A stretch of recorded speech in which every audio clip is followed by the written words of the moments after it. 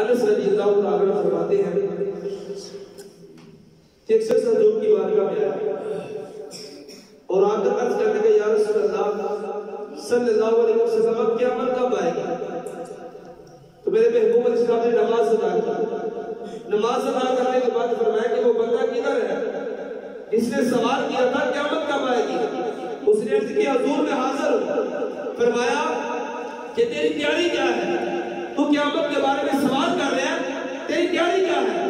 اس نے عرض کی حضور زیادہ نمازیں تو میرے پاس نہیں ہیں لیکن میں اللہ اور اللہ کے رسول سے محبت کرتا ہوں. تو فرمایا بندے سن لے, تو دنیا میں جس سے محبت کرے گا نا تو قیامت میں تجھے اسی کے ساتھ اٹھائے گا.